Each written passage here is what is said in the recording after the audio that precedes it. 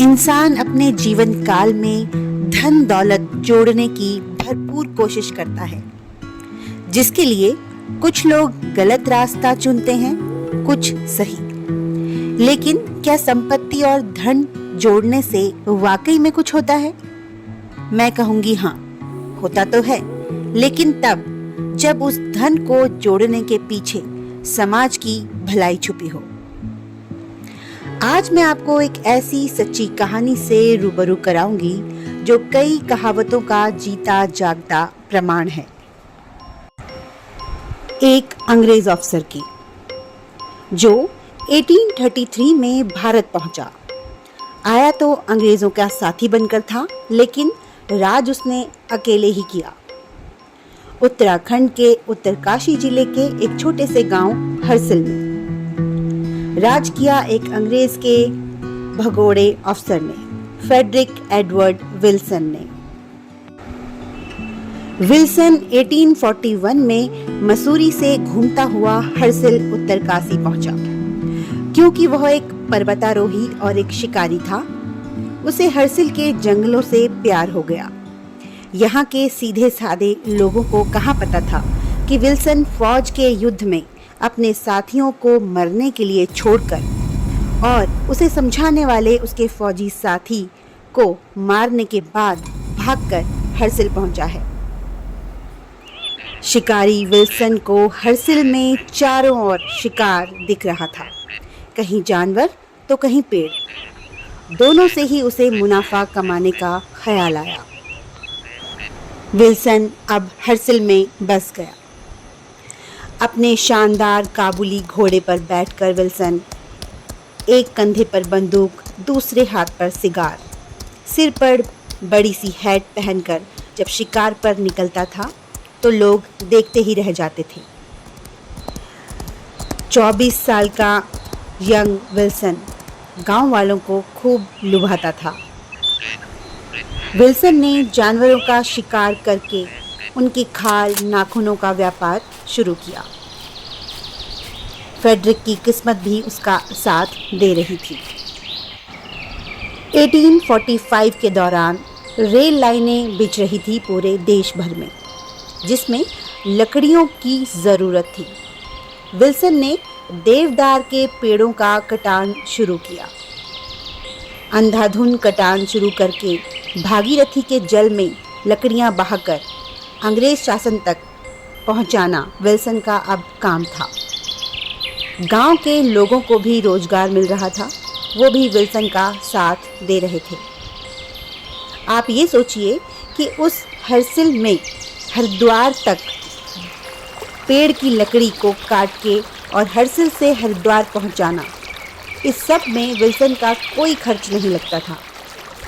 भागीरथी के बहाव में लकड़ियां सीधे हरिद्वार पहुंच जाती थी। विल्सन का काम जोरों पर चल रहा था। धन से विल्सन लबालब हो चुका था। उसने जगह जगह प्रॉपर्टी खरीदना शुरू करा। यहाँ तक कि उसने अपने नाम का सिक्का भी बनाया, जिस पर उसका नाम और इमेज दोनों को आप देख सकते हैं। विल्सन ने हरसिल में शानदार घर बनाया। वहीं गांव की एक लड़की राय माता से शादी भी की। राय माता गरीब ढोल दमऊ बजाने वाले की बेटी थी, लेकिन राय माता से विल्सन को कोई संतान नहीं हुई, तो विल्सन ने दूसरी शादी की, गुलाबी देवी से। ऐसा कहा जाता है कि गुलाबी देवी और राय माता आपस में रिश्तेदार थे। गुलाबी देवी से विल्सन को 3 बेटे हुए। अब विल्सन का बैठना बड़े बड़े अंग्रेजों के साथ था। ठाट बाट की जिंदगी वो जी रहा था। विल्सन को मसूरी भी बहुत पसंद था। विल्सन ने मसूरी में अपने लिए 1864 में एक घर बनवाया। घर क्या, बंगला कहिए, जिसका नाम था रोकेबी मनोर, जो मसूरी के लैंढौर में है। वहीं उसने मिंट लॉन्ज भी बनवाया। विल्सन का दिमाग बिजनेस में इतना दूरदर्शी था कि उसने मसूरी में सबसे पहला होटल खोला, वो भी शानदार। आप देख सकते हैं जिसका नाम था चार्ली विला। ऐसे ही कई और प्रॉपर्टीज विल्सन ने खरीदी और बनवाई, जिसमें देहरादून का एस्ले हॉल, मसूरी में ही एवानहो, परेड पॉइंट, एवलिन हॉल शामिल हैं। एस्ले हॉल में कभी वे अपने परिवार, 2 पत्नियों और 3 बेटों के साथ रहते थे। यह एक बंगला था। कहते हैं एक दिन विल्सन ने गांव में सोमेश्वर देवता की पूजा करते हुए लोगों को या कहें कि भक्तों को तलवार पर चलते देखा। देखकर बोला, ऐसे तलवार पर कहाँ कोई चल सकता है, यह जरूर धारदार नहीं है।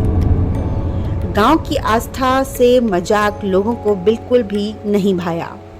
तब आस्तिकों ने धारदार तलवार पर चलकर दिखाया। विल्सन भौचक्का रह गया। कहते हैं कि विल्सन को सोमेश्वर भगवान ने शाप भी दिया, भगवान का मजाक बनाने के लिए। जैसा कि आप लोगों को भी पता होगा कि गढ़वाल क्षेत्र में भगवान और आस्था को बहुत माना जाता है।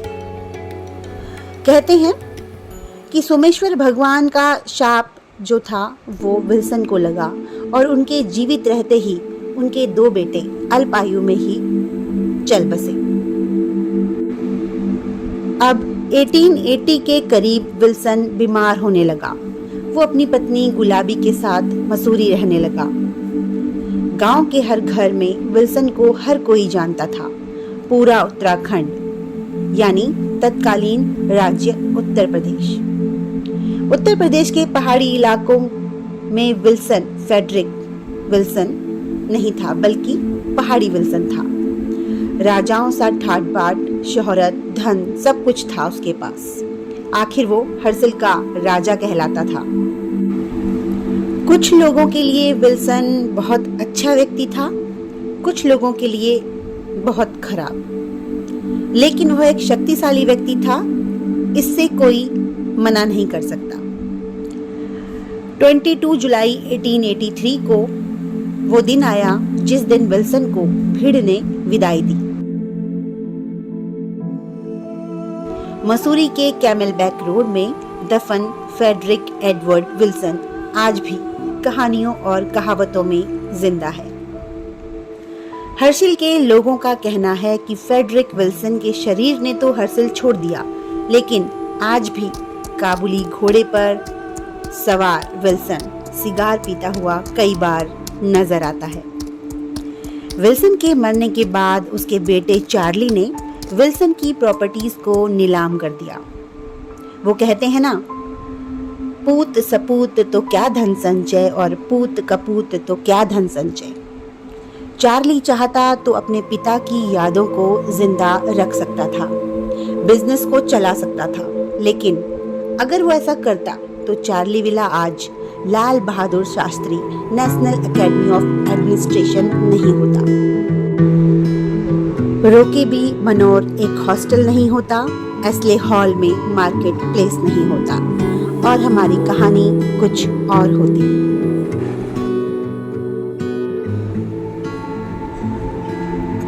विल्सन से जुड़ी और भी कई बातें आपको विल्सन के दोस्त और लंदन के मशहूर राइटर रुडयार्ड किपलिंग की लिखी book the man who would be king में मिलेगी।